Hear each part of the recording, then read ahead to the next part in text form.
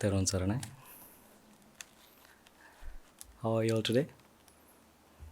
Doing great? Okay. Expect the unexpected when you're at the Jethavanarama Buddhist Monastery. You never know what will happen. So today, unfortunately, we don't have Dasahanduru. So you'll have to bear with me until the end of the sermon. So I was trying to actually avoid this opportunity. But not because I don't like to do a sermon. It's not that, because I would love to share my knowledge that I have learned, that I have gained through my teachers, with anyone, basically. It's not that, it's just because being young, we tend to avoid responsibilities, right? It's just that. So, but I would love to share my knowledge with you. In fact, it's the teachers that pushes our limits, us to our limits. And therefore, I got this wonderful opportunity to speak to my mothers and fathers, and also the Anagarikas and our Anagarika Mahathas. Okay. So, before we start today's sermon, let us bring our palms together in veneration of the Supremely Enlightened One, our Lord Buddha, who has paved this path, who has cleared this path, and who was the one who found and discovered this path to our ultimate liberation, our teacher, our master, the Supremely Enlightened Lord Buddha. Please chant the Namaskara 3 times with me. Namo tassa bhagavato arahato samma sambuddhassa. Namo tassa bhagavato arahato samma sambuddhassa. Namo tassa bhagavato arahato samma sambuddhassa. Okay, so with the permission from the Noble Triple Gem and the Anagarika Mahathas, Anagarika Mahatmyas, and our Srila Shravikas Mahatmyas and Mahathas, and to our honorable devotees. We need to get this thing into our mind where, from time to time, we need to actually consider what is the purpose of our life. I mean, of course, we know that as people who are walking on the path, and we have a destined goal, which is our salvation and Nibbāna. But we all have that as a goal, right? Although we have that as a goal, a definite aim, we all have that. If I ask anyone in the room, basically anyone, what is the purpose of your life? You would tell me, Swaminans, of course, I want to attain Nibbāna. I want to achieve my salvation. I want to complete it. I want to actually fulfill what I have come here for. That is my goal. That is my aim. No matter what happens, no matter what comes in front of my life, that is my aim. You tell me that. But although it is like that, it is very beneficial from time to time to consider and also reflect on what actually the purpose of our lives are. And also, when fulfilling this purpose, aren't there any alternatives? It is always better to consider that from time to time, always reflect on that from time to time, because when you do that, what happens is you get a firm idea that this is the only path that you can take which is worthwhile. This is the only thing that you have to consider. When you consider about the alternatives, when we hear news about the things that happen in and around the country, in and around the world, then sometimes, not sometimes, but all the time, we feel that this is the only thing that we should be doing. There's nothing else that should be considered to be done. So, from time to time, we need to consider what is this human life? Why did we get something like this? Of course, now you tell me that, Swaminathan, it is to attain Nibbāna. Of course, yeah, I know that. Well done for that. You have that in your mind. You have that in your mind firmly. But how are you saying that? Why are you saying that? When you came to this world, what did you bring with you? Nothing. We were all crying in the cot, and when we came out of our mother's womb, we were all crying. We didn't bring anything with us. We didn't know what to do. We were just young infants, and we didn't know anything to do. We were just, the only thing that we basically knew to do was to cry. But when we were at that stage, we didn't know what to do. Then we grew up little by little, and then people around us started influencing us, starting from our parents, and then came the relatives, then came their friends, then came everyone around us, basically. And we got these views on how to live life. And then different people started saying different things. Whoever we were associating at the time, they told us different things to do in life. And then first, we, as Sri Lankans, culturally, what we do is we read the letters and then eat the first meal. So these are few things that we do in our culture, in the Sri Lankan culture. So these are the first few things that we do. And then after that, then we are told to go to the school. We're told to educate ourselves. We're told to, then a path will be paved for us. And then when we're little, people around us will ask us, Puta, Dua, what is your ambition? Who would you want to be when you grow up? And then they would keep asking us these questions. And then sometimes they might even start suggesting different options. So sometimes they might even pave the whole path for you. So when you grow up, you can go to this school, and then after that you can go to this university, and then after that you can get this job, and then you can be happy as your mother and father. You can happy as, if it was a relative who was suggesting it, you can be happy just like auntie. You can be happy just like uncle. They started saying all these things to you. And this will be told to a person who never knew anything, who came when coming to this world, who didn't know anything. But then this person takes on all these views and then goes on to complete whatever the goal that is in their minds. Sometimes the goal changes from time to time. When, for example, when you were in your younger ages, when you were in the school, maybe you wanted to do something else. Maybe you wanted to become someone else. But as you grew up, you got other different views from others. Maybe from your friends at that age, or maybe from elders. You got different other views saying that now you should actually, not a doctor, don't consider a doctor. Just try to be an engineer. Try to be a pilot. Now, they started putting different views into your head. Then we started considering about those. Oh yeah, actually, we could actually be a doctor or an engineer rather than a doctor. We can actually be a pilot rather than an engineer. Then people started putting all these different views into our heads. So we took different views into consideration. So in all of these occasions, there was something at the back of our heads. Is this what I really want to do?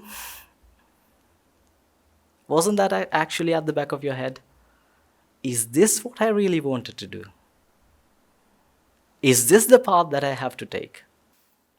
Sometimes people go on paths because of others tell them, and then at the end, they end up regretting it. I know a few people like that who would come to talk to me, and then they have said that, Swaminathan, I took this path and I became an engineer, but I don't really want to be an engineer. My passion is towards driving cars. I want to be a racer. But because everyone around them influenced them to be an engineer, then he went on to become an engineer. And he passed his grade, he got good grades, he passed his university, and then he became an engineer. And he got a job in a very respected place, a very reputed place. But he comes and tells me that, Swaminatha, I don't really want to do this. Because this is not I wanted. It's just that when come to think of it, I just did this because everyone around me told me this. Everyone around me told me to do this. That is why I actually went on to do this. But today I actually regret it. I can't go back now. So, these situations might have been encountered in your life. But the young people here, of course, will not have encountered, including myself, because we were saved before that. Thanks to our teachers. So therefore, from time to time, it is always better to consider and reflect on and contemplate on our actual purpose of life. So because this is again another thing that we were told, wasn't it? This is another view that we have been put, that has been put into our heads. The path to Nibbāna. Of course, Guru Hamdul speaks of that very highly. That's because he's experiencing it. But when come to think about it individually, we have to consider it ourselves from time to time. Is this the path that I really need to take? Now you might hear this as contradictory because you need to have conviction. Yes, you need to have conviction. This is how you make your conviction. This is how you develop your conviction. Because once you consider all the other alternatives, you start to feel that this path, when you started considering all the other alternatives, you start to feel that this path, this is not going to work. Because, at the end of your life, you had achieved nothing. And then you take the other path. And then you think, will this be a good one? This seems like a good one. Oh, no, it's not going to work. And then you think about the other path. And then you think about that. And then ultimately, you'll stop at one path. And that path would be the path to Nibbāna. You can try doing this in your free time, in your Valimalu time, and in your whenever you have time to contemplate, or whenever you're doing some merit work. You can try think of this. Because these are the things that will stick you right onto this path. Because although we feel like we are considering a different other alternative, it's not actually. Because when we consider that, we eliminate all of that. Because now not because we have a view that this path is the only correct path, it's because we have the view of the truth. We know what the truth is, and we can actually debate inside ourselves and then check with ourselves whether this is the right path that I need to walk on. And I doubt that any one of you would think that, actually, this is not the right path. That's not going to happen because you know about this path. You know your destination. You know your end goal. You have that in your mind. You have that in your head. So therefore, you would never consider something like that. Whenever you think about all the other alternatives, you would always think, this is the only path that I need to take. That will always stick in your head. Every single time you think about something else. Every single time you think about, let's say, for example, if you think about, okay, should I get another degree? Should I get another PhD? Should I actually aim for that? I got my, so let's say you start thinking that I got my bachelor's. Should I actually consider about my master's? It's good. You can do that. But without going on the path, it's good to educate yourself, of course. But without going on the path, always the purpose is what matters. If you're considering about achieving your master's, then yes, that's a good opportunity, and that's a good aim. But why are you doing it? That is what you need to consider. If you're doing it, then because then you can do more great to this world, or if you benefit out of that, because of that, you would be able to do, let's say, share that knowledge and apply that knowledge to the Dhamma, and then share it with everyone in this world. If that is the case, then that's a good option. But we always need to consider what is the purpose behind everything that we do. And that all ties up to our very purpose of life. We were born as human beings without knowing anything, and then we were told different things, and then this is another, because we have to consider it like that. We have to consider this as another thing, this as another view. Only if we do that, then we put this onto the scale unbiased. Otherwise, if we think at the start, saying that, no, this is the only path that I have to take, then that is bias. So if we start being unbiased, then we put all the other considerations, let's say becoming a doctor, becoming an engineer, or other degrees, all the other things that you could have achieved in life, you put all the others on the scale, and then you put this onto the other side of the scale, which is unbiased. So it should be unbiased. That should be another consideration, just like the other stuff. But according to your knowledge, according to because you are walking on the path towards Nibbāna, of course, that Nibbāna side would be very heavy. It would be heavier than all the other sides, all the other alternatives, all the other considerations that you can take into your head. So therefore, always think about the purpose of your life from time to time. This would be very important. Because it is, at the end of the day, it is your purpose in life that guides you. That has, because in this book that I have read about, it's from, I think, Napoleon Hill. So he talks about a definite aim in life, which of course Guru Andhra always does. So he says that if you don't have a definite aim in life, it's just like a headless arrow. If you shoot a headless arrow, where would that go? Have you done this? So when I was a child, I had this bow that my mom bought for me, which I could play with. When you shoot with it, it goes and sticks somewhere. If you shoot on a glass, it goes and sticks there. Maybe you have seen this. But after some time, what happens is the head falls off. It just falls off. So then you don't have a head into that arrow.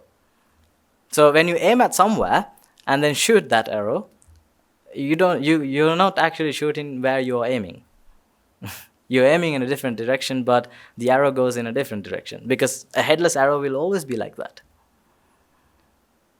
So that is what Napoleon Hill, he says that everyone without a definite goal in life would be just like a headless arrow. So we don't want to be like headless arrows, because we always should have a definite goal in life. So of course, the New Year's coming up, and then you can all make a resolve. You can all make a resolve to actually achieve. Because one day I can remember Naik Andhru, which is our Amadasana. So one day he tells that, in one of his sermons, of course, he said that this year I'm going to this getting angry thing. Although you might not see that people get angry, but sometimes there's a slight thing that goes inside my head. It's not even visible from the outside, but the things that you get suddenly, right? It won't be visible. For example, like regrets. And he was telling that, I think, a few years back, right? He was saying that it's very annoying. I need to get rid of it. This year I have fed up of it. I'm going to get rid of it. And then towards the end of the year, he doesn't even talk about it anymore. That means he had a definite goal in life for that year. And then it shows clearly that he had achieved it. These are our teachers. So as children and as students walking on that path of our teachers, we would also need to actually put definite goals in life which we will be able to achieve throughout the year. We won't be able to say maybe not a time that we can bound it with. We won't be able to say that, but still we have a goal. Rather than like a big goal that you can't fathom, we can have a small goal to achieve something very small. When we do that, then we have an achievement that we can always think about on the path to Nibbāna. In my life, I'll share a personal experience. In my life, when back then, Guru Handru and I started talking about Aritan Hanses, and you should have someone as a role model. Then I got the role model of, I thought of, I should have the role model of Venerable Sariputta. But then I thought, it's a very big goal to achieve. It's a very big path there. So if I actually had that goal in my mind, of course, Venerable Sariputta, we know how great he is. We know how great that great elder is. That's why he's called Venerable Sariputta, the great elder. He's the foremost among wisdom. So we know how great he is, but it's really hard to go there. And it's not that we can't go there. Of course, we won't be able to achieve his level of wisdom, but we'll be able to actually go somewhere near him, right? We'll be able to be an Aritun Mahanse.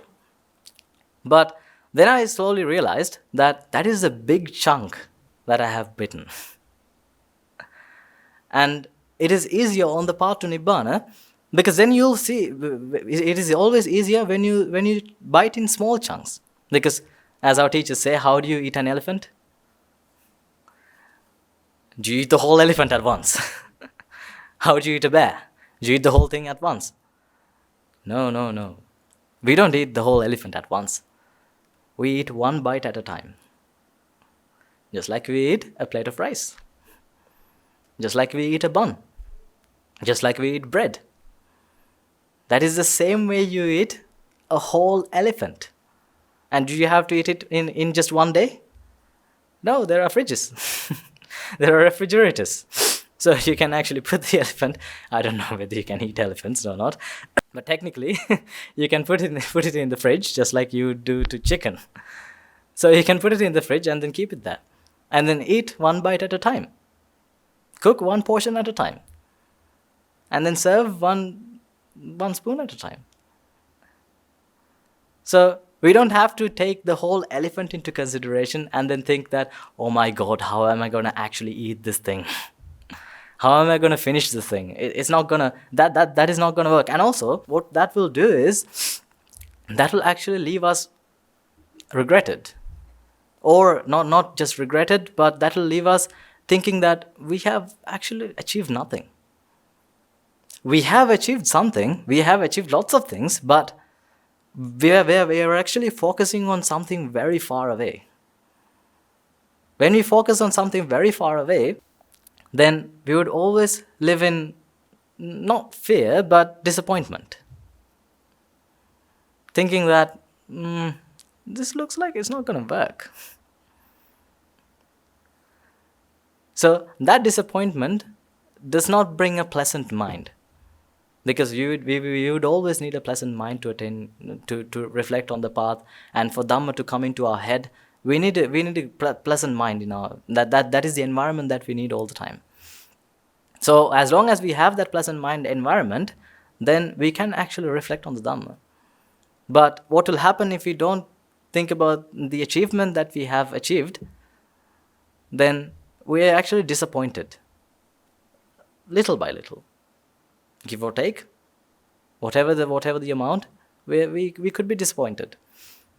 We could be thinking that we're not achieving anything. I mean, I've tried this, I've tried that, I've tried thinking on this, I've tried this karmasthana, I've tried this karmasthana, I've told my teacher, I have opened up to my teacher, I've told all the things that I have done in my life to my teacher, and then he'd given me advice. I tried to follow this advice, this advice, this advice, and Guru Hamdur told us to do this thing. We were asked to offer pang to Lord Buddha, offer a glass of water to Lord Buddha in the morning. We were asked to do the Buddha Puja. We did all of these things. I did all of these things, but I'm not achieving anything.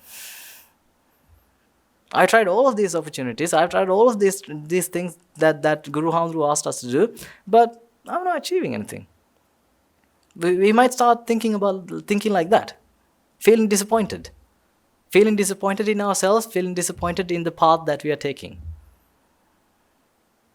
But we won't be able to do that. We won't be disappointed in the path, or the path that we are walking on, or the Dhamma that we are reflecting on, or our teachers. We won't be disappointed if we start to think about all the little achievements that we have made. Maybe today you feel very delighted to see a Swaminathan, more than you did back then. Always think about your past. Always reflect back onto your past. And then think how much you have achieved by today. How many things that you have achieved by today. These are the simple things that you can do.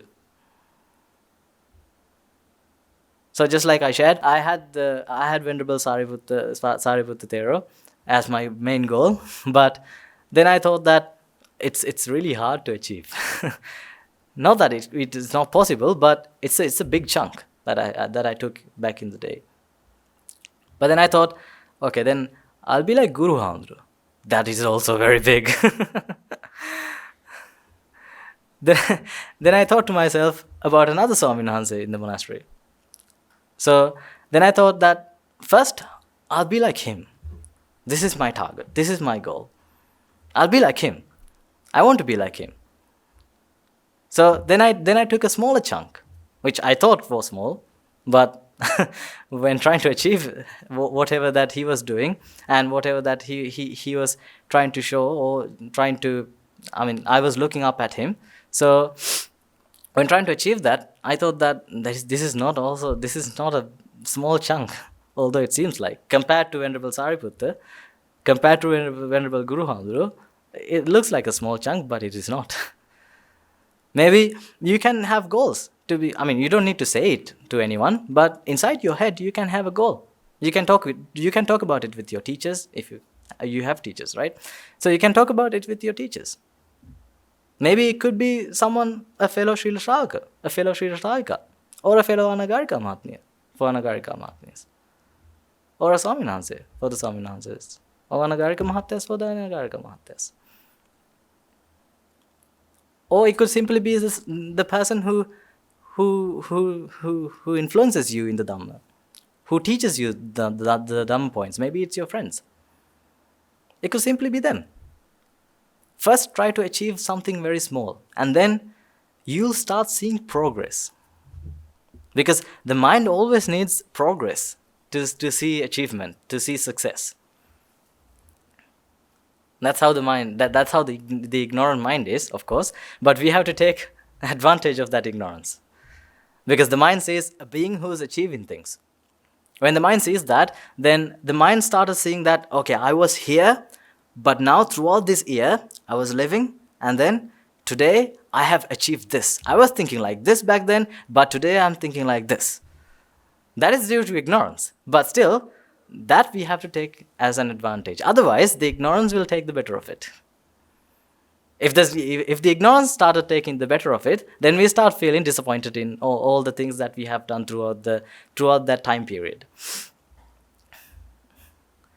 So that is very bad when considered about the path to Nibbāna. That is very bad in any other path.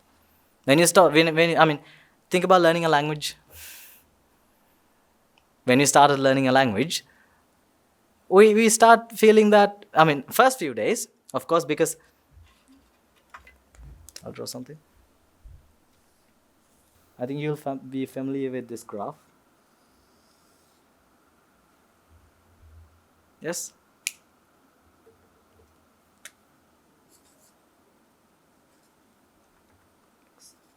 This is the exponential graph. And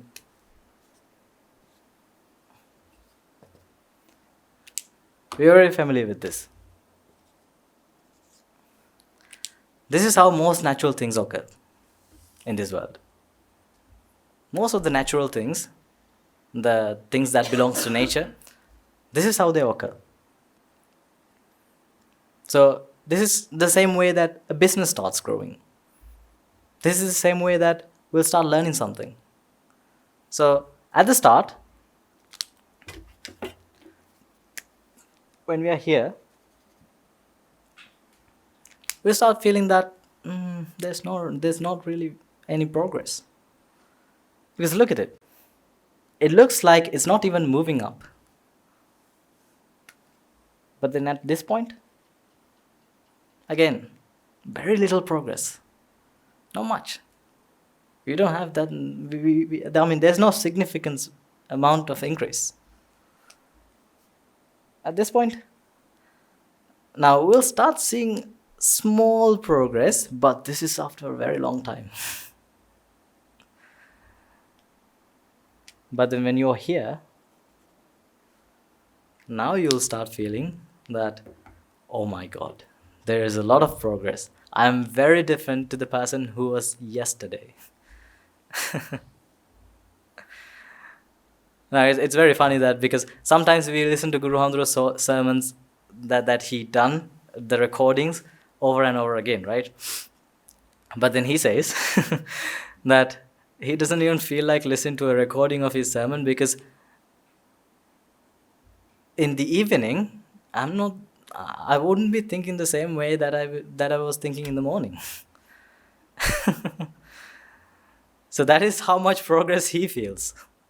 That is how much achievements that he feels during the day. So he feels a difference of his thinking, the pattern of his thinking, his practice in the morning to the evening. There is a huge difference that he feels. So therefore he says that I don't feel like listening to it. It's very old. This was the sermon that was done in the evening. That's why he always says that always be a different person, always be someone who's different in your all types of achievements. Either it be mentally or spiritually, or something that you're learning. Either it be a language. Be someone who had achieved something more than yesterday. And he's not just saying it, he's proving it. Day by day, even in Guru Hamda's language skills, he's improving.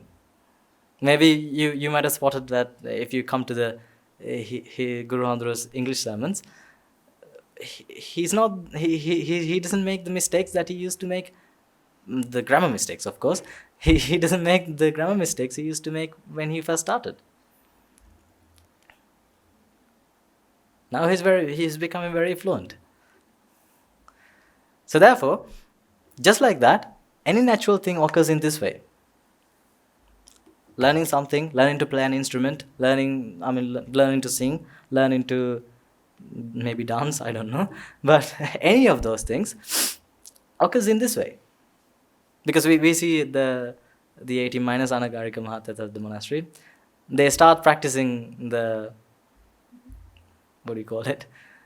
instruments.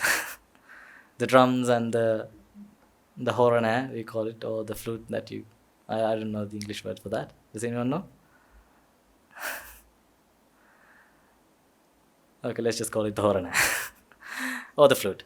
So they practice the flute, and sometimes they start playing, and they start to play, and then the first few days they play, and then they feel like, I'm not actually achieving anything, and then they just give up.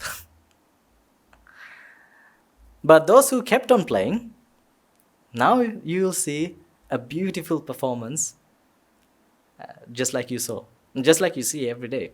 Not every day, but every event that you come to visit and see. That comes out of practice. Practice and also courage to keep you on the path until you achieve something. So the courage comes with thinking of all the achievements that you have achieved. But to do that, we need to think of the even the smallest achievements in our lives. Sometimes we might not focus on them.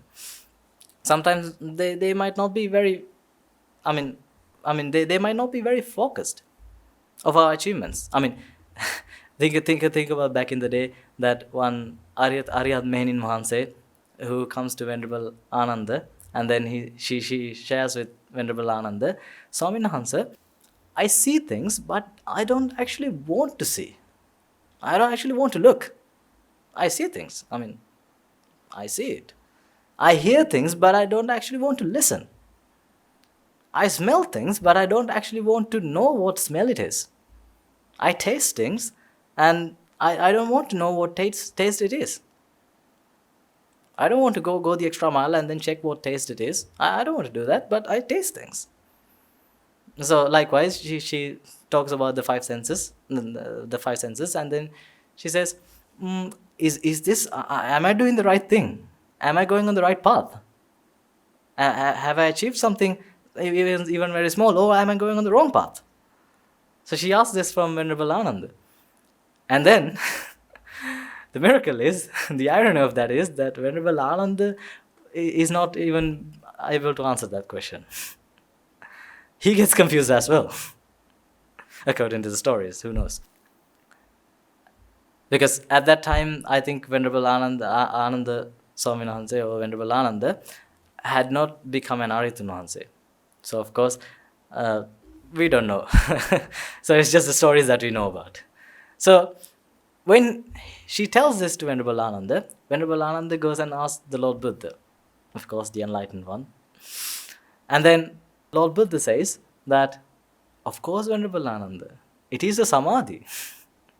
And that samadhi is called the fruit of becoming an Aritu Hanse, the great fruit that you all have to achieve. That is what the Lord Buddha's answer is. So that means that Aryat Mehenin Mahanse didn't know that she was an Arahant, although she had become one. She didn't know that she was an Arahant. But she heard things, she didn't want to actually listen. So she didn't actually focus on her achievements. Maybe she had done, but she didn't feel a difference. Because it is said that, Guru Handra always speaks of this, where you have to actually live in Nibbāna now. So if you're actually living in Nibbāna now, then, you wouldn't feel a significant difference when crossing into the to become an Arahant. You wouldn't feel a significant difference because you're always in that mindset. So for example, let's say that you want to speak in English, right? Of course, back then, maybe when you started learning on English, did you feel a significant difference between the first day and the second day? No, right? Even when you're starting up on another language, do you feel significant difference on the first day and the second day? What about the day that you became fluent? The day before that? Do you feel a significant difference between the last day and the day before? We're always improving our language skills, of course, that happens. But do you feel a difference? We might feel like, okay, I learned another word. But did we feel a difference in our speaking style or our accents or anything like that? We don't feel a significant difference. Just like that, the practice on the path is the same thing.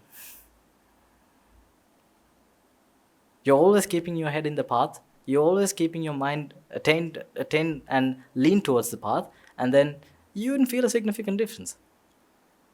But you would feel a significant difference if you focus on that. But if you don't focus, of course, you're not going to feel a significant difference.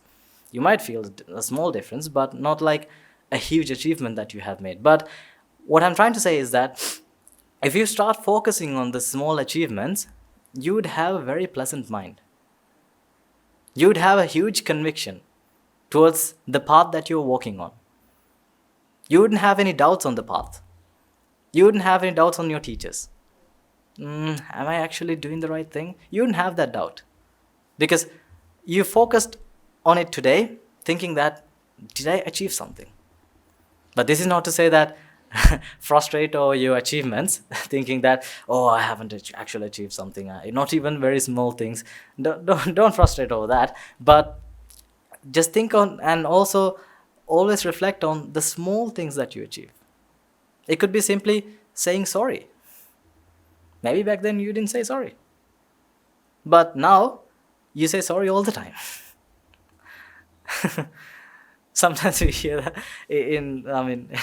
our 18 minus Anagarika Mahatyas, sometimes when they walk, they sometimes they look around and walk, and then they hit a chair, and then they go like, oh, sorry. And then they they come into realization that it's just a chair that they hit. So before seeing that, they go like, sorry. So even before knowing who it is, whether I hit someone or not, they started saying sorry. So that's a huge achievement.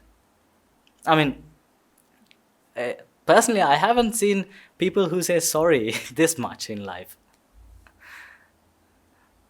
Even when you miss a foot, you can't hear a sorry back then, right? I haven't heard a sorry. Maybe a grumpy look. You won't go as far as a fight, but then if you ruin like a very good polished shoes, then you'll actually get a word as well. You won't get a sorry. But then here we talk about, if someone steps on your foot, then say sorry if you're the person who's receiving it. Even if you're the person who's receiving it, because he stepped on your foot because your foot was there. This is what we hear from our teachers. Say sorry because your foot was there, and then he stepped on it, and that puts him into an uncomfortable state, right? So therefore, he has to say sorry, and therefore you have to say sorry because he has to say sorry. So this is how our teachers think. Because most of the time, even though you step on a foot, who would think that the person who had their foot there would say sorry? So even our presence, we ask for forgiveness. Our presence is also it's very bad for others.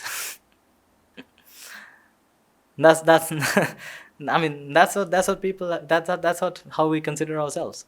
Because when we are present, then you'll have to do all the things for us. Anyone, individually taken.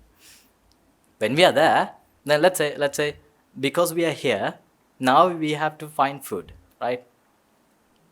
We have to find food. Of course, it's an opportunity for you to earn alms. So the Swaminathan is there. So it's an opportunity for you to earn merits. Did I say alms? Sorry.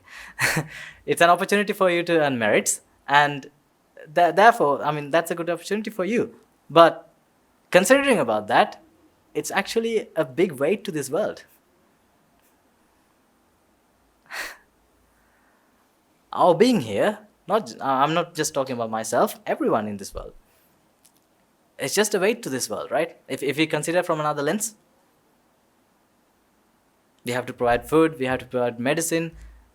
Anyone who's born to this world is a weight to this world. So therefore, that's how we consider ourselves. That's how our teachers have asked us to consider ourselves. That is true when looking from that lens. Let's say, okay, so because I'm being here, now you have to provide food for me as well. This is how the Ariyathunwansas back then taught as well. During the famine, we have heard about the stories about the famine that had happened in Sri Lanka. So during that drought period, or the famine, there weren't enough food for everyone. So there was the Ariyathunwansas and the other Swaminathan who had become ordained to achieve the greatest fruit of Nibbāna. And there weren't enough food for everyone because it's a famine. Throughout the whole country, there's a huge drought, and therefore no rain received. The farmers aren't able to plant, and therefore there's no food. There's not enough food for the people. So when the monks go on alms round, sometimes people have to come out and say that, Swaminatha, there's nothing, not even for us.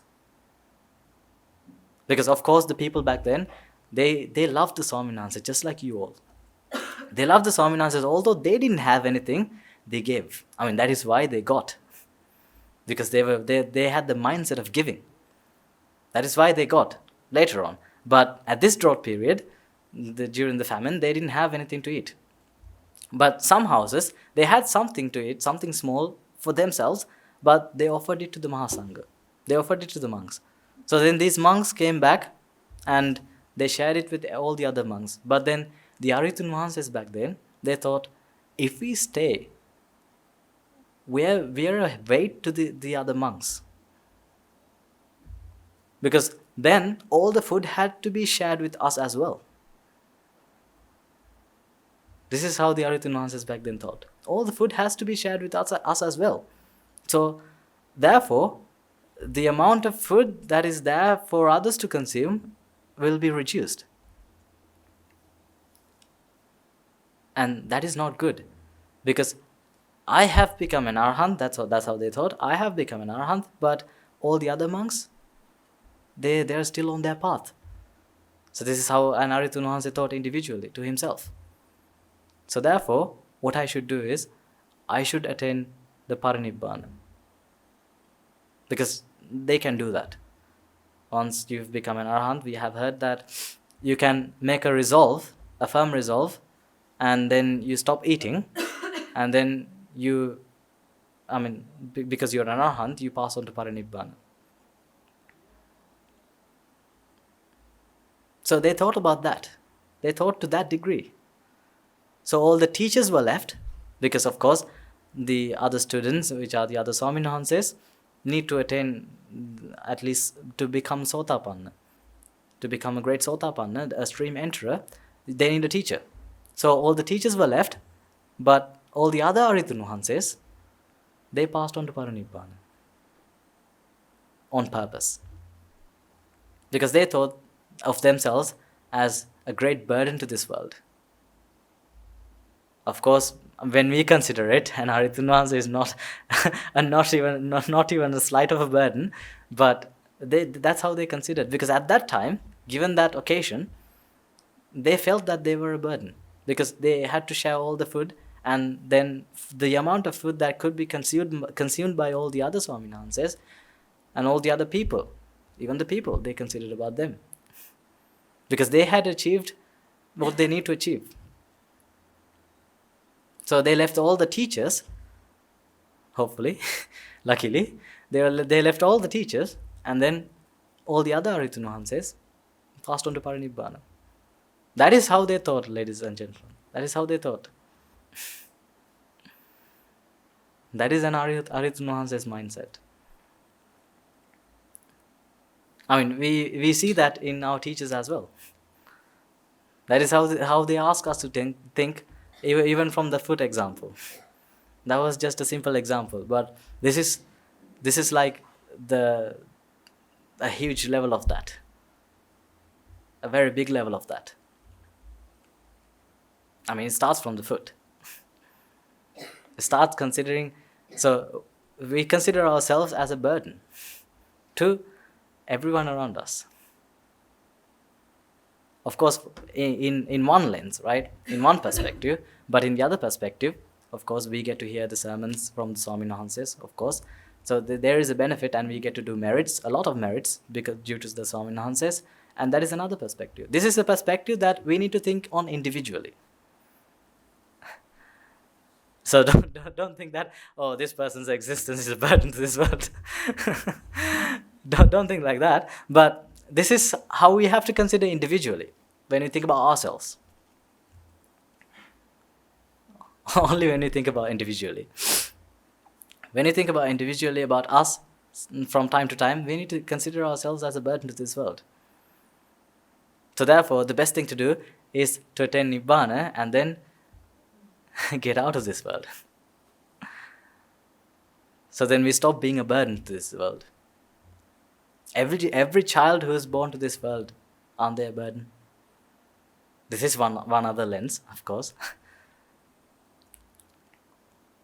But then, given the probability that they could achieve and become an Arhatun Mahanse, then that there's no burden to that probability. But apart from that, it is a burden to this world.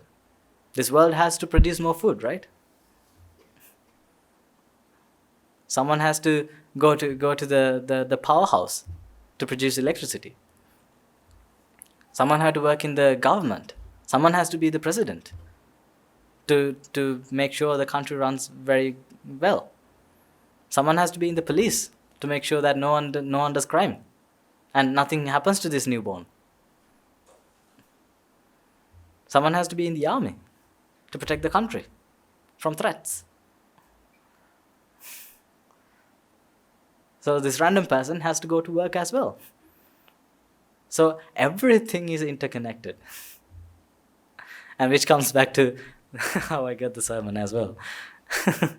So when I heard that Guru Handra was going abroad to Australia and Das Handra was going abroad to Australia, I was like, oh, sadhu, sadhu, so good is going to happen to this world. And then 2 days ago, I got a message saying that, Sudasi Handra, have you recovered of your illness? Then I said, yes, Nayaka Handra, what do I need to do? Then he told me, oh, you have a great opportunity to do the Saturday sermon. Then I thought, sadhu, that is what I need to be doing right now. That is my purpose in life right now. But considering about that, I was thinking like, sadhu, Das Handra went to Australia and Guru Handra went to Australia, so good is going to happen to the world. And then I got the message that you also need to be doing good to the world. In this format. So therefore, I was asked to do this sermon. That's how I got it. So just like Venerable, so I think in the evening sermon will be done by Venerable Dorangoda Nayaka Handra, because Amadasana Nayaka Handra he had also had to go to some place. So therefore, so the same thing that happened to him actually had happened to lots of others, because due to this illness as well, lots of other sermons that happened in the monastery also had changed. The Swaminatha who's preaching had changed. Of course, I won't be great as Dasa Handra, but I'll try my best. So therefore, always keep the purpose in your life as your main goal. And also, don't always, we shouldn't always think that our purpose is fixed and that this is what we are going to achieve. That's good, but always consider other alternatives as well, so that therefore we can actually solidify our conviction towards that purpose. The way of thinking about that purpose solidifies. Our basement solidifies. The more we think about other alternatives. Because, of course, in our heads, we know that this is the only thing that is worthwhile in achieving, and therefore, there's nothing else that needs to be achieved apart from this. We know that. So this is just another suggestion that you can try to make sure that we always stick to that. Okay. So, I would like to discuss some Dhamma point with you.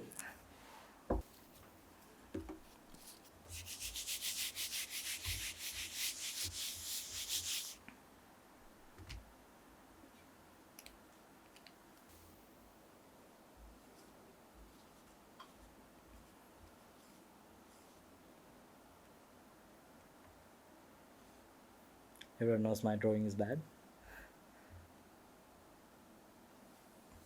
Okay. What is this? This is called a flower.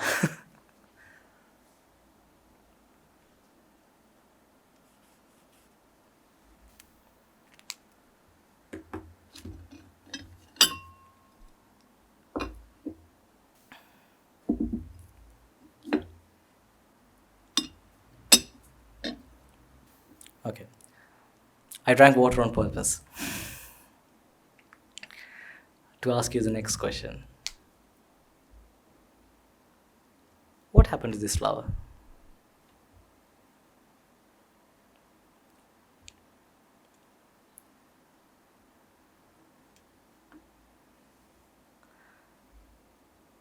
While I was drinking water, what happened to this flower?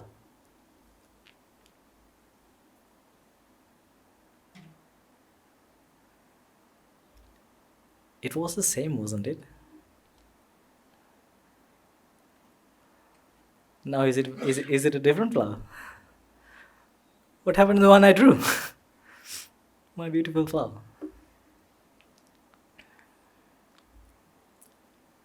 What happened to this flower while I was drinking water? Was it here? No? Where was it then? I'm pretty sure it was on the board.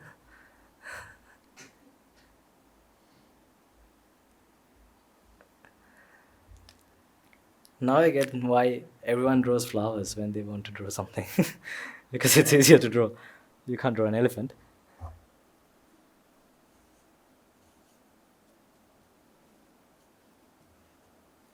Okay, who is this? Not a monkey. It's a cat. My version of a cat. Oh, wait. Okay. So, what happened to this cat?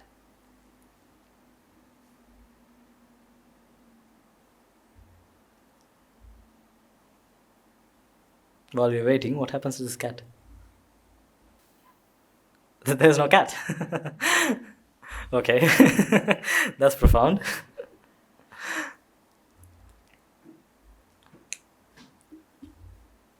Okay, while I was drawing the cat, what happened to the flower?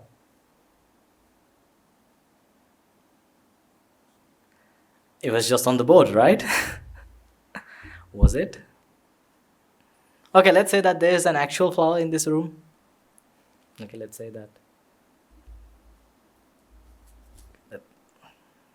No one will blame me for breaking the decoration, right? So, yes. So let's say that this is an actual flower. Let's consider that this is an actual flower, right? So, for the people who have done biology, you know what happens to this flower while it's under light and there are leaves? Photosynthesis. So therefore, this keeps on growing, although we can't see significant difference, just like the chart. So this keeps on growing, right? Different things are synthesized inside this. Different things are produced inside this, to simplify. So basically, cells are produced in this. So this is growing, if we consider this as a real flower, right? Although we pluck it out of the tree, it is growing for some time, until all the cells die, right? So, if that is the case, we can say that this flower was growing, right? But what about this? This is dry. A dried flower. Sorry? The marker gets dry. Okay, let's say it's already dried. So what happens to that flower? This is an image of a flower. What happens to it over time? It fades. Okay, let's put this on a graph. I'll draw on the graph.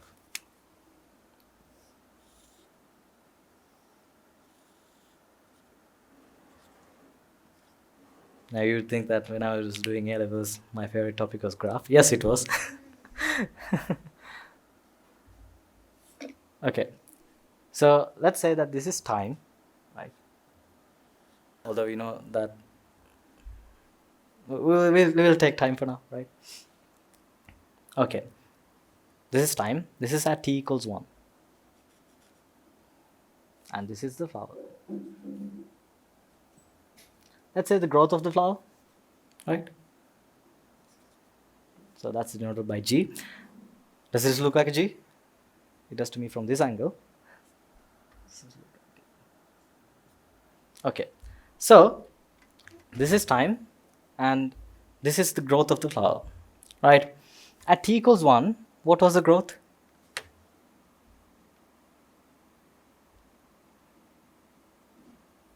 Let's say 1. What about at t equals 2? What is the growth? 1. What about t equals 3? What is the growth? 1. So if we join the dots together, we get a graph, a constant graph. And the growth is just constant. It's not growing anymore. It has flattened out. So if this is the case, when we see the flower, we would see, if we don't consider about the flower fading away or the ink going out or the ink particles getting out of the board and then the flower fading, if you put that aside, the flower is it's just there. If we come and look tomorrow morning, it would be the same, wouldn't it? So when time goes, what we see is that it's just constant. It's just there. Just like, for example, let's take a door or a chair, the chair that you're sitting on.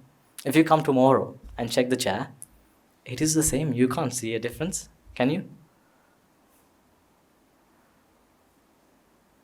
So we have heard from our grandmothers and our Siyas and Archis, our grandfathers. So they used to say that, Puta, so when we drop a glass or something, I used to hear this from I call her Kiriyamma, my grandmother. So I used to hear this from her, saying that if I drop a glass accidentally, I'll get a good go at. So I'll get yelled off. But then she would say that, it's just okay, Puta. These things are anitya, you know. So it breaks. That's the nature of this world. Is that true? So this is what she used to tell me back then. I didn't know what anicca was and what she's talking about. But then she told me, when things break, things in this world, they break.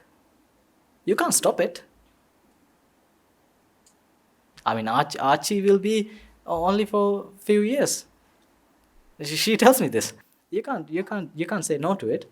That's how everything in this world is. She tells me this back then.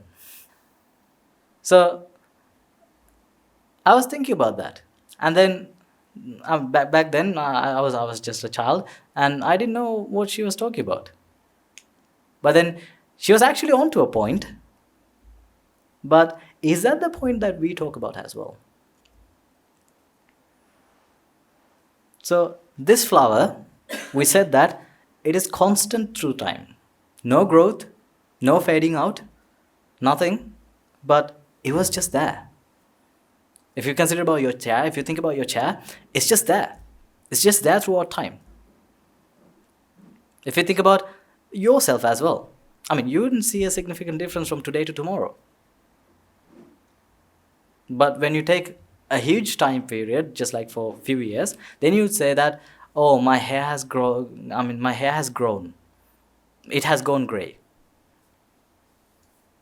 We say that, and I have grown taller. I have grown my beard. So we say that. That is over time. If you take a huge time period, but if we take a small time period, what about that? We wouldn't spot a significant difference. Just like this flower. We don't spot a significant difference. Oh, now there is.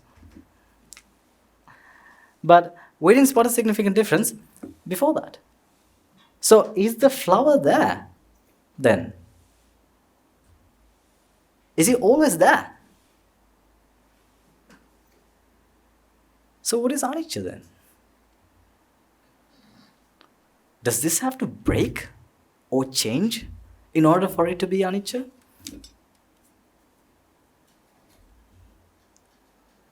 So when the flower is here, it's constant through time, and then the flower is not anicca.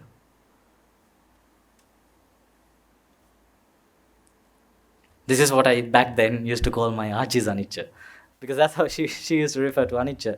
So only when a glass breaks, she thinks of it. Only when something that doesn't go according to plan happens, then she says that everything's anicca puta. So I mean, you need to consider about these things as well. You need to think of these things. I mean, don't regret or don't disappoint. It's just anicca. You need to understand this. But she is already disappointed. But then I thought, well, thinking like that couldn't be the way the Lord Buddha had taught, because Lord Buddha was very happy. He was a very happy person. He was a great person who taught how to live a happy life, how to be salvated, how to achieve your salvation. That is what he taught. So, I mean, Achi hadn't definitely achieved that. So thinking like this couldn't be the solution for it. So then I asked the question again, what happened to this flower? Nothing happened throughout time. But did nothing happen? This is where I thank my teachers, and also my teachers of the spiritual life, and also my teachers of the academic life, where we can actually talk about the electrons, protons and neutrons and all the things that we have learned for science. It is thanks to our biology teacher and our maths teacher and all the things that we have learned throughout life. It is thanks to them that we can talk about them. So therefore, it's really easy to clarify some points. I mean, we don't need to actually go that far, but we can, if we know them, right? So anyhow, we know that. What is this arrangement? We call it a flower, right? Okay, let's take the cat out of here for a moment.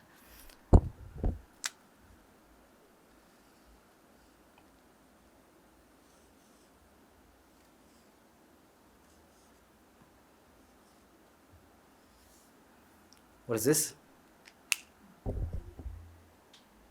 You can all see that, right? What is this? The stalk. This? Petal. What do you call this? I don't know either. Sorry? The middle part. Not the middle path. The middle part of the flower. Let's just call it the yellow part. I don't know. Okay, so the thingy. So this petal, this petal, this petal, this petal, and the stalk, and the little part, not the little part, the middle part, comes together and then forms the flower. So these are the parts of a flower, right? Agreed? Okay. Now you agreed that upon that these are the parts of a flower, right? I take one part away from the flower. Okay? Agreed? I take another part away from the flower.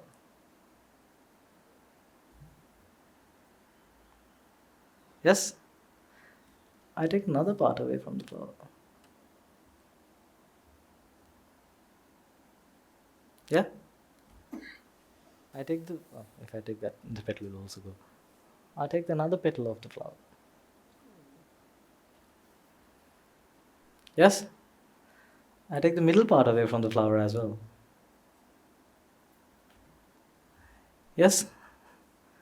Something doesn't seem right. Where is the flower? Where did that go? I only took parts out of the flower, right? Now you agreed that these are the parts of the what?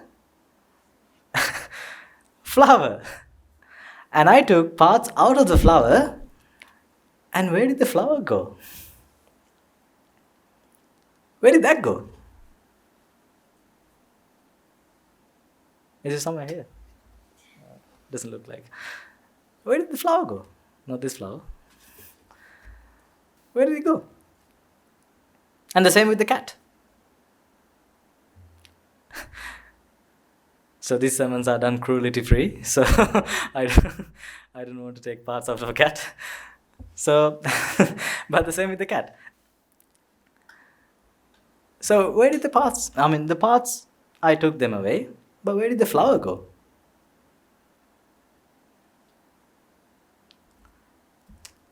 Now, if you put that on a graph as well, this is the second graph. I told you I love graphs.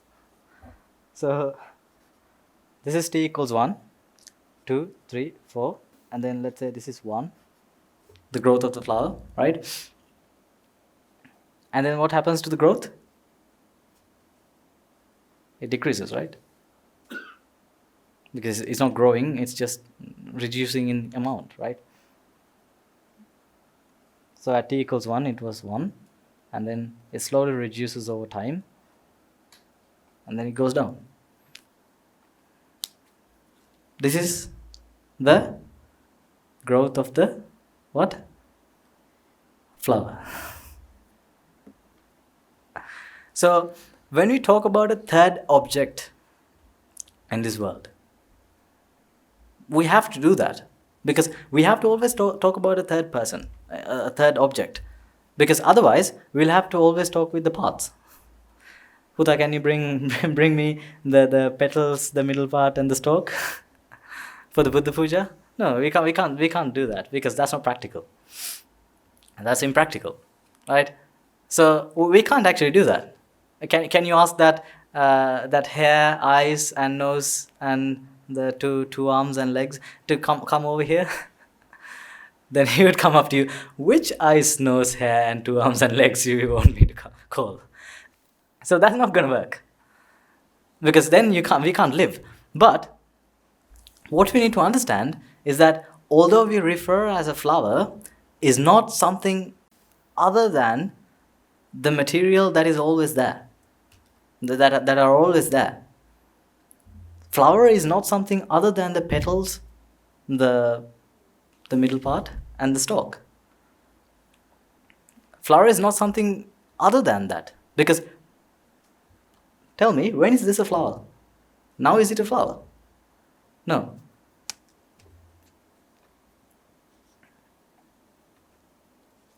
But when I bring these things close together,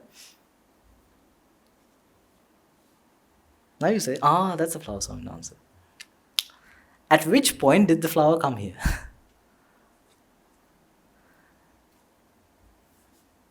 We can't talk about that.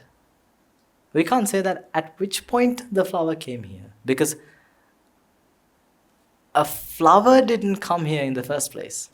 All that happened is the gathering of causes. All the causes gathered together. That's all that happened. The causes that are making this. So the other problem with language is that always in language we have to talk about a third thing. We have to talk about a third object. So what I refer as a third object is an object apart from its causes. So just like the flower. We have to talk about it because that's how we refer to it. That's how we refer to a person. We refer to a person with long hair. You can't say that. Typically we refer to a person with long hair, a lady. But of course there are men with long hair. But typically, that's and also ladies with short hair. I'm not offending anyone, but I mean typically. So we call someone with just the 2 ears like triangle shapes. We call them cats. So we have to use the words like that, but the only problem is when we use the words like that, we start to feel that it is another object in this world. It is an entity. And that entity has the attributes that we refer to it. For example, the color of the flower, the shape of the flower, the fragrance of the flower. All the attributes are attributed, and then they have been joined together with the term flower. The attributes are joined together with the flower. But what we need to understand is that these attributes are just attributes. These things are individually defined. They're not properties of a flower. But then for school exams, you have to write that these are the properties of a flower if they ask that. But what we need to understand is that these are not properties of a flower. These are not things that belongs to a flower. Because when we talk in language, we have to define something and then attribute all the things that we get from it to that something, to that object that we define, to that entity that we define. So in that sense, we have a flower in this world, but we talk about a flower. We talk about the fragrance of a flower. But what we need to understand is that it's not the fragrance of the flower. Fragrance is something that happens due to causes. You smell something because of causes. It's not the image of the flower. Image is something that happens or you see due to causes. It's not the color of the flower. Color is something that you see due to causes. So all these attributes that you define, maybe it's a person. We say that, oh, that gentleman, he's a very good person. That good lady, she's a very good person. She does lots of merits. Now at this point, even at this point, we have attributed all the attributes, the meritorious person, the good lady, the good gentleman, the good that he had done, we had attributed to that entity. But that entity itself is created in our minds. It's not actually in this world. A good that happened to this world, it is there. Maybe something bad that happened to this world, it is there. That happened due to causes. But did that person, is that good belong to that person? Because that person itself is an entity that is created inside our minds. It is not there. This flower itself is an entity that is created inside our minds. Does this petal know that it belongs to this flower? Of course, the petal doesn't have consciousness, but if you think in that lens, if you think in that perspective, if you go to the perspective of this universe, right? Does this flower know that it's a part of this bouquet? It doesn't. Does this petal know it's a part of this flower? It doesn't.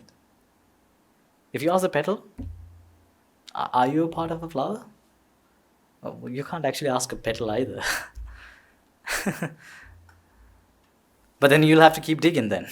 What can you ask? This is what the scientists are searching after, right? Who can you ask this question? Who are you part of? Then they go to the atoms, and then the protons, neutrons, electrons, and then they go even further than that, and then to the quarks. So they go even further, searching for the smallest things, the smallest particle. Which they can ask this question from. Who are you the part of?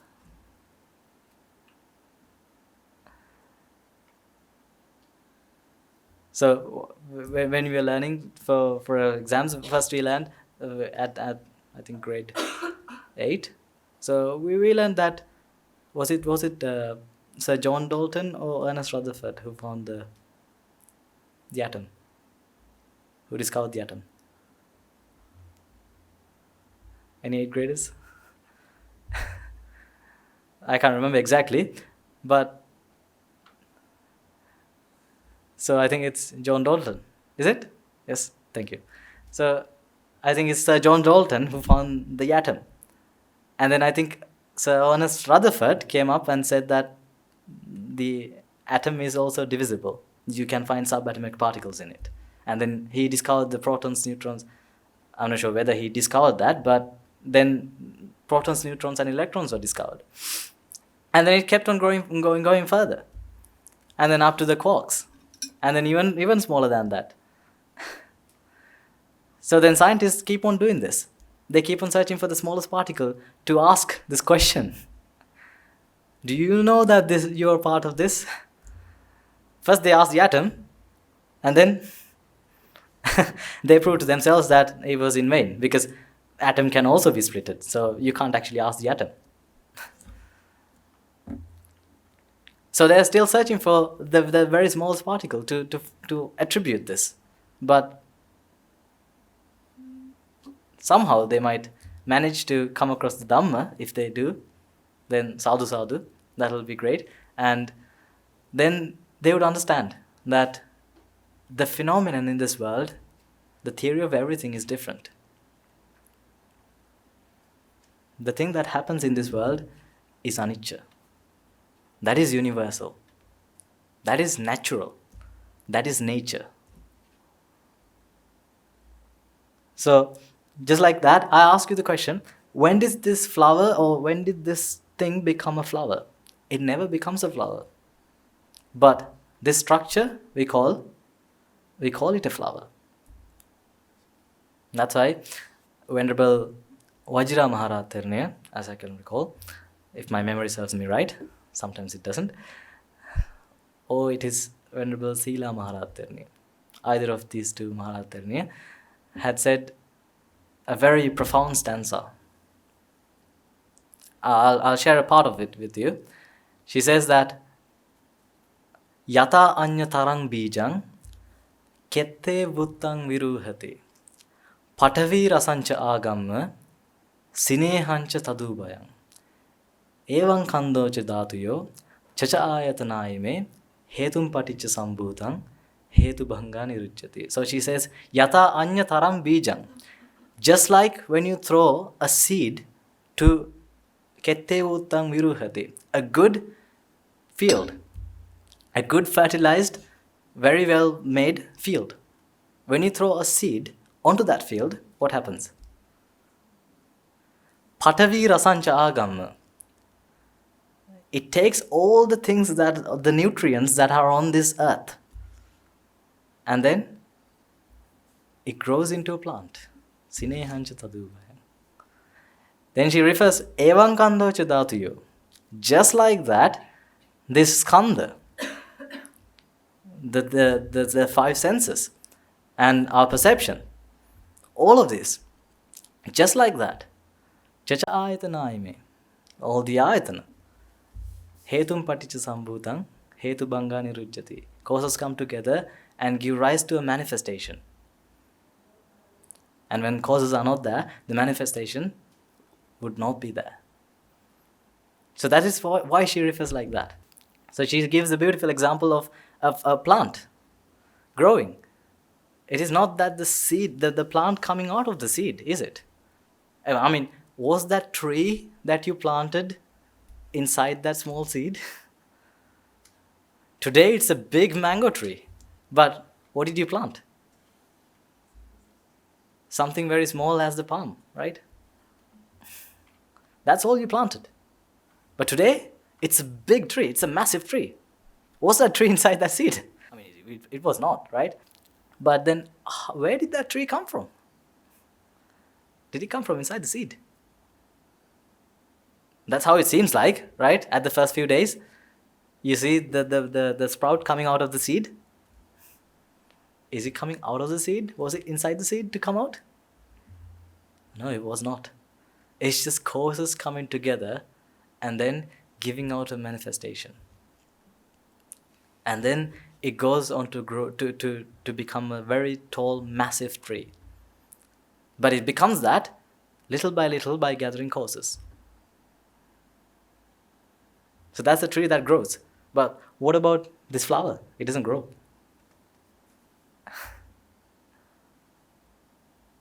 So when thinking about this flower, not another graph. Yes, it's another graph. So when thinking about this flower, at t equals 1,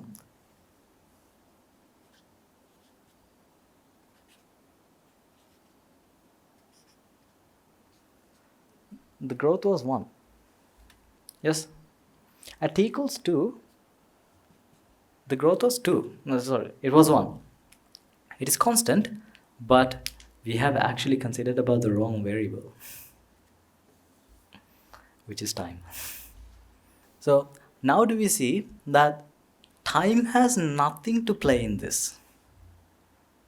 Because it doesn't matter that the time went on, we saw the state as constant. We saw the state as it's just there. The flower was there, wasn't it? That's what we saw. But actually, what actually happened was the causes were same all the time. If you think about a flower, right? It's not a flower, sorry, a fire. If you think about a fire, what is a fire?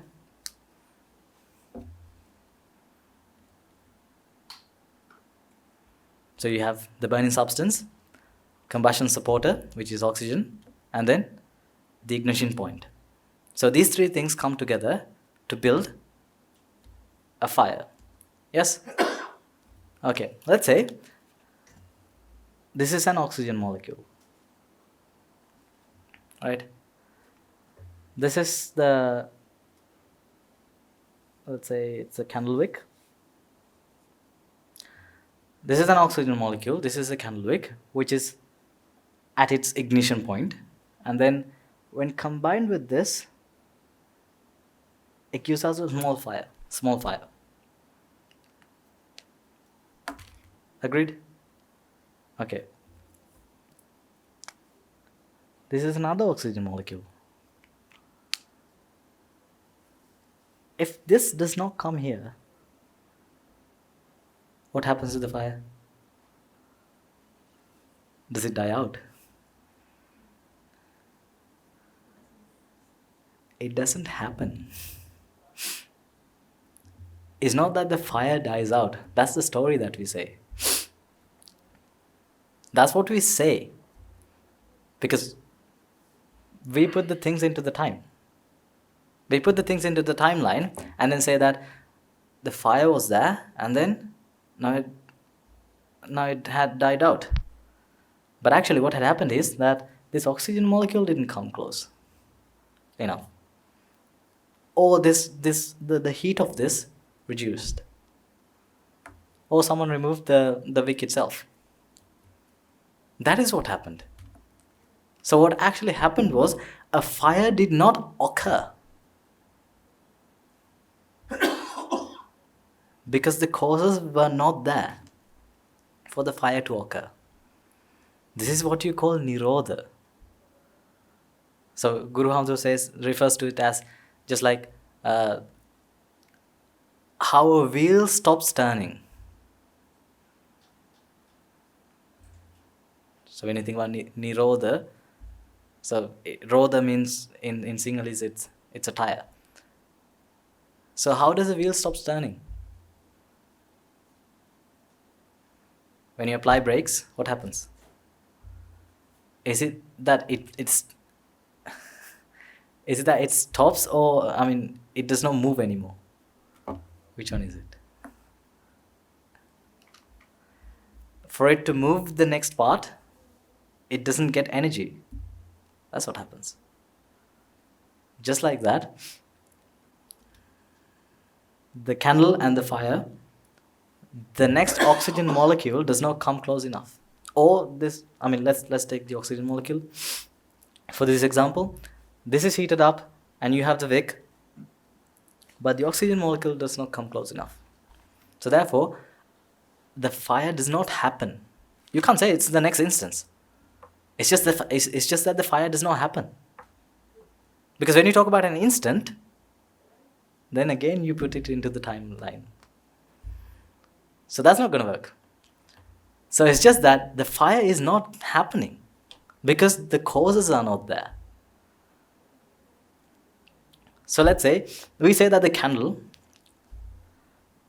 the candle, if there's a power cut, what happens to the candle? If we light a candle, what happens to it? We need to bring a whole pack of candles, right? Otherwise, the candle will melt down, right? Therefore, we need another candle. Let's say that this candle does not melt. This is an imaginary situation, right? A hypothetical situation where this candle doesn't melt. It's just there. So then, when will the fire be finished? When will the fire be over? When will the fire die out? Now that's the wrong question to ask. Sorry? It does not die out. Because I asked the wrong question. You can't ask when will the fire dies out. All you can ask is,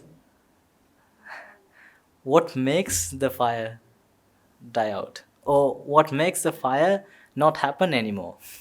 That is the only question that you can ask. You can't ask when will the fire dies out. Because that is the wrong question, because when does not have anything to do with this. When does not have anything to do with the fire. When does not have anything to do with the cat.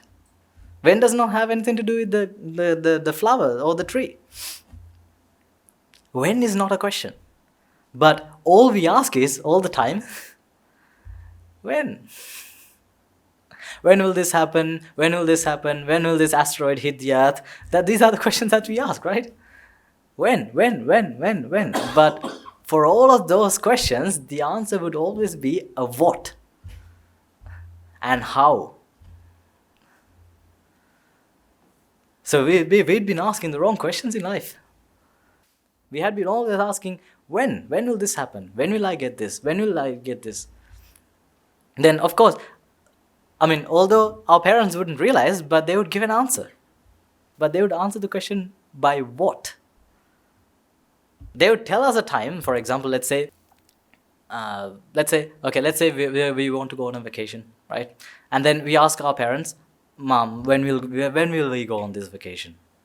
When will we go on a trip to Thailand?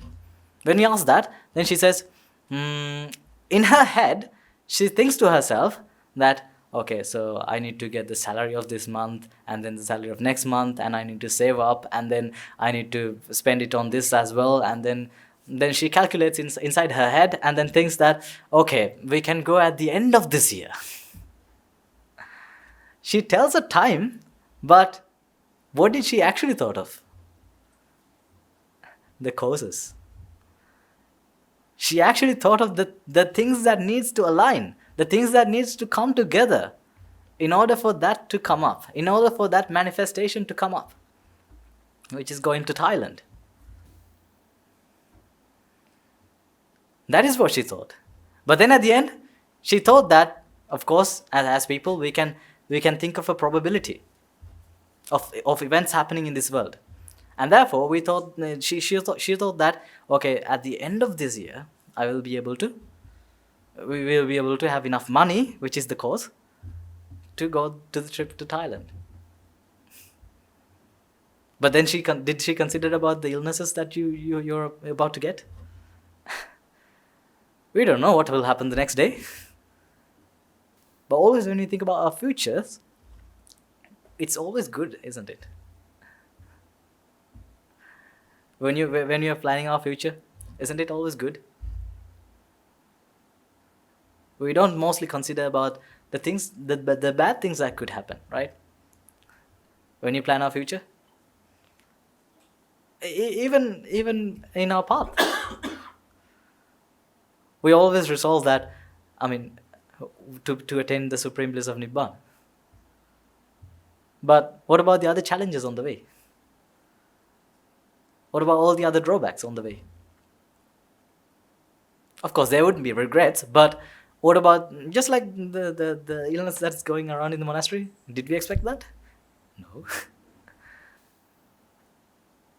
So we think next week we will be able to listen to the sermon again. But then we'll have to consider about only if we are alive next week.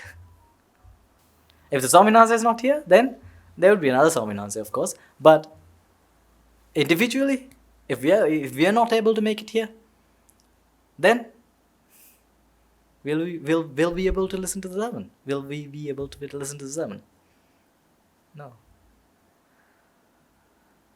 So that's what happens when you think about the future. It's always a great future that is laid out. We don't think about all the things that could go downside. So that's a different point. Here, when you consider about it, the time does not matter anymore. Now, do you start to see that? Time is not something that you could put on this graph. All you can put are the causes. If the causes are there, then this, oh, where's the flower? Oh, the flower's gone.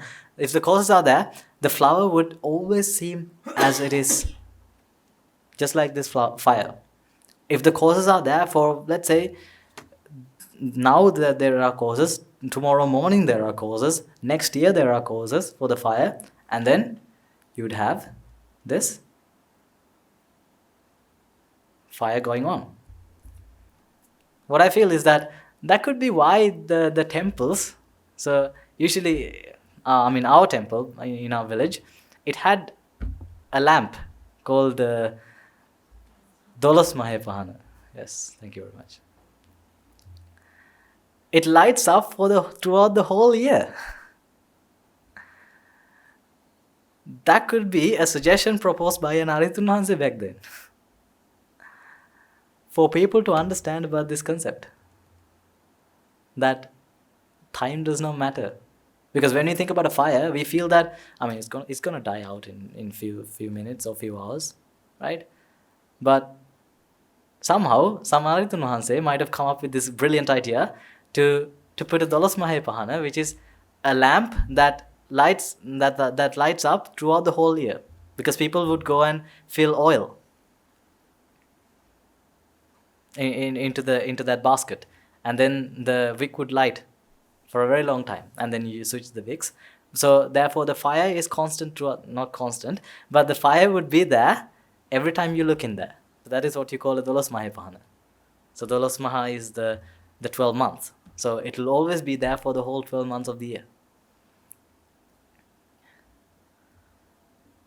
So that could be something that was proposed by an Aritun Hanse back then. And that had come into our temples in villages. For people to understand this concept, that time does not matter. When you have the causes, the fire will always be there. When there are causes, you have the effect, which is the fire. So that could be why the Aritun Hanses suggested that. And that could also be something that was suggested by Aritun Hanses. Who knows? When come to think of it, that just came to my head. The Dolos Mahepahana in the temples. So therefore, always keep in mind that, and take into contemplation that time is not a variable in any of the things that happens in this world. The only thing that we can consider about is the causes that comes together. So when you grow a tree next time, when you plant a tree, don't ask the question, when will this bear fruit?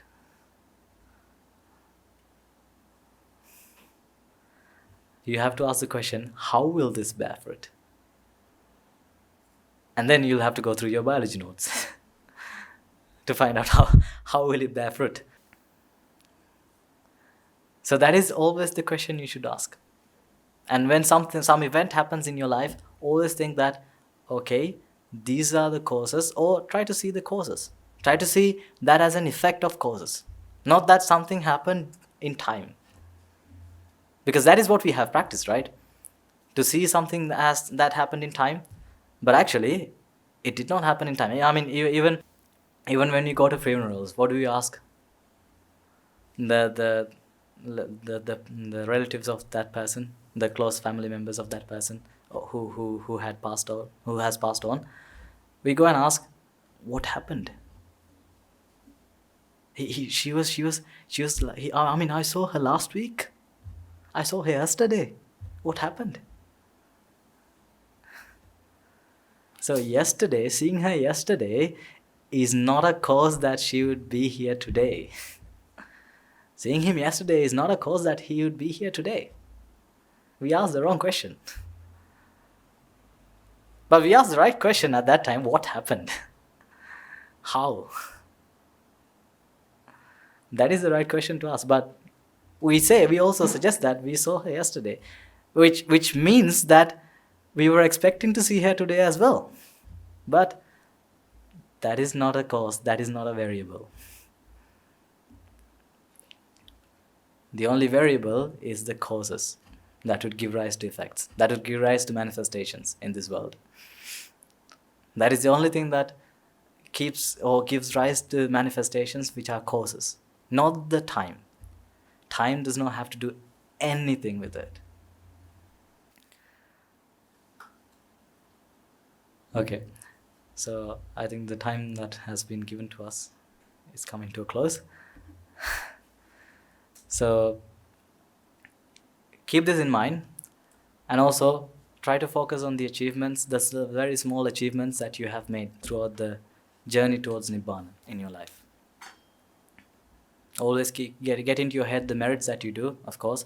Recently you offered the Satapanavase for the Swami Hanses, and I think probably in the evening you'll get to see a video of that, and also the pon for the Anagarika Mahatyas and Anagarika Mahatmyas. So rejoice in these merits, because this is your monastery. This is your place. So every time you see something, always think of your enjoyment. Always enjoy that by thinking that sadhu sadhu. Although you might have not supported it directly, but you can rejoice in it nonetheless. Someone had done that. Someone had done great to this world. Someone had done something good to this world. And that is good that happens to this world is always good. Let's say a criminal did that, but still, that is good that happened to this world. Now, we talked earlier that you can't attribute that to the criminal. Just like the flower. It's just something that happened in this world.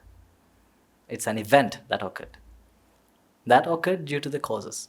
You can't attribute that to the criminal. So never ever think that this person is bad. I mean, when you're at home, maybe you watch news. I don't know.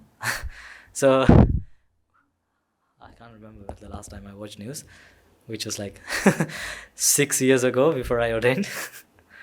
Even back then, I don't think I'd watch news. I did sometimes. 6 years ago, I don't know what goes on news these days, but sometimes some people come up to us and say so different things. But when they tell that to us, what we say is that don't think of the bad side of that person.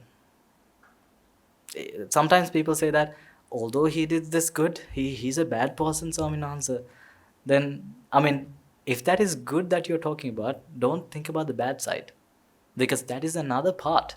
That is another event that had occurred. Of course, it's bad, because, I mean, there aren't good events and bad events, but there are demerits and merits, right?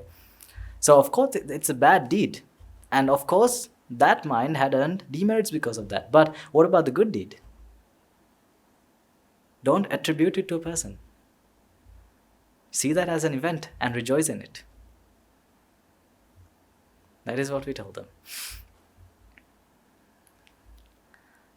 So keep that in mind, and also think about all the small achievements that you have done and rejoice in them as well. And also if you can, try to find a role model that you can look up to. Not a big chunk, like the mistake I did, a small chunk. And then if you feel like you have achieved, you have come up to that level, then you can get on to another chunk. So then when you achieve that, you can be really happy about it. I was like this back then, but today I'm like this. I was thinking like this back then, but today I'm like this. You can think of that and then be happy about yourself and be happy about your teachers and be happy about your path and be convicted that you're walking on the right path and there is no other path that is apart from this. And that itself will bring a huge joy to your mind and a pleasantness. You will be very pleased about it. And you will be very thankful to your teachers. Okay, so we'll transfer the merits and bring the sermon to a close. Let us take a moment to transfer the merits you have acquired throughout the day by making offerings to the infinite virtues of the Noble Triple Gem, observing the precepts, and engaging in various meritorious deeds today. First and foremost, let us remind ourselves how incredibly fortunate we are to be in receipt of the Lord Buddha's teachings, and with immense gratitude let us transfer these merits to the bhikkhus, bhikkhunis, upasakas and upasikas who since time immemorial have protected and preserved the sublime teachings of the Lord Buddha and have passed it down through the generations of the noble lineage as in the form of the Tripitaka, which is thankfully available to us to study, understand and comprehend the Dhamma. Let's also take a moment to transfer these merits to all the members of the Mahasangha present throughout the world, including the chief prelates of all the chapters who have dedicated their lives to the noble path and have committed themselves to the betterment of all sentient beings. Let's not forget that among them are the monks and nuns resident in our local temples and nunneries who have always been by our side through thick and thin, come rain or shine. Let us also take a moment to transfer these merits to our teacher, Guru Swamin Hansa, and all the other monks resident at this monastery, as well as the Anagarikas and Anagarika Mahatas and Mahatmyas residing at the monastery, attached to the monastery. Let us also take a moment to transfer these merits to all the people who take great efforts to disseminate the teachings of the Lord Buddha, be that by sharing these sermons with others or inviting others to join them, may by the power of these merits. If any of them have been born in the woeful plains, may they redeem themselves and be born in the blissful plains, may by the power of these merits. May they abstain from the unmeritorious deeds, fulfill the meritorious deeds, fulfill the noble eightfold path, and attain the supreme bliss of Nibbāna. Sadhu, sadhu, sadhu. Let us also take a moment to transfer these merits to all the devotees, friends of the monastery, for the sake of merits continue to sustain the Mahasangha. This includes everyone from those of you who have contributed to the construction of the monastery, and to those of you who have provided the Mahasangha with shelter, arms, robes, and medicines, and to those of you who have provided their know-how and extended their well-wishes. May by the power of these merits, may they abstain from the unmeritorious deeds, fulfill the meritorious deeds, fulfill the noble eightfold path, and attain the supreme bliss of Nibbāna. Sadhu, sadhu, sadhu. Let us also take a moment to transfer these merits to all our mothers, fathers, brothers and sisters, our uncles, aunts, cousins, nephews and nieces, our elders, friends and acquaintances, and to anyone and everyone who has helped us, supported us, assisted us in any way, shape or form. May by the power of these merits, may they be healed of any physical and mental ailments, overcome any obstacles to their spiritual progress. May they abstain from the unmeritorious deeds, fulfill the meritorious deeds, fulfill the noble eightfold path, and attain the supreme bliss of Nibbāna. Sadhu, sadhu, sadhu. Let us also take a moment to transfer these merits to all the devas, brahmas, spirits and demons, primarily the Sakadeva, as well as all the numerous gods and deities who are committed to protect and fulfill the Samudasasana. Let us also take a moment to transfer these merits to all our guardian deities who keep watchful eye over us and keep us out of harm's way. May by the power of these merits, may they prosper in divine power and wisdom. May they abstain from the unmeritorious deeds, fulfill the meritorious deeds, fulfill the noble eightfold path, and attain the supreme bliss of Nibbāna. Sadhu, sadhu, sadhu.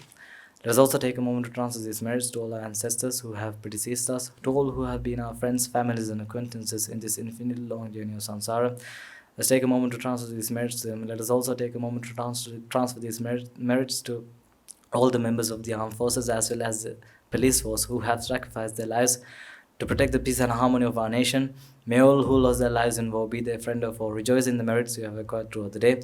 Let us also take a moment to transfer these merits to all the people who lost their lives in natural calamities such as tsunamis, earthquakes, landslides, and pandemics, reminding ourselves that among them will be those who have been friends and family to us in this infinite long journey of samsara. Let us take a moment to transfer these merits to them. May by the power of these merits, if any of them have been born in the woeful planes, may they redeem themselves and be born in the blissful planes.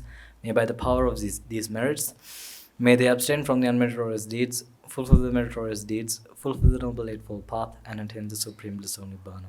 Sadhu, sadhu, sadhu. And finally, let us all make a resolve that may by the power and blessings of all the merits you have acquired throughout the day, we be able to witness the advent of many hundreds of thousands of arhants on this blessed land, and may by the power and blessings of all the merits you have acquired throughout the day and throughout our whole samsara, may you and I, and everyone who has helped make these programs a success, become an Arhatun Mahanse or an Arhatmeni Mahanse in this very life and in the era of the Supreme Buddha itself. Sadhu, sadhu, sadhu. May the blessings of the Noble Triple Gem be with you all. Now the Mahasangha will transfer their blessings to you. Raga ginnan midatva Dvesha ginnan midatva Moha ginnan midatva Nibbāna parama sukhayen Sukhita taravetva Nibbāna parama sukhayen Sukhita taravetva Mamada siyalu loka Siyalu satvayo Nibbāna parama sukhayen Sukhita taravetva Nibbāna parama sukhayen Sukhita taravetva Nibbāna parama sukhayen Sukhita taravetva Raga gini niveva Dvesha gini niveva Moha gini niveva Nivan sapa labeva Nivan sapa labeva Nivan sapa labeva තුන්රුවන්ගේ සුවිසි අනන්ත මහා ගුණ බෙලෙන් සියලු ලෝක සියලු සත්වයෝම නිබ්බාන පරම සුඛයෙන් සුඛිතතර වෙත්වා. සාදු සාදු සාදු.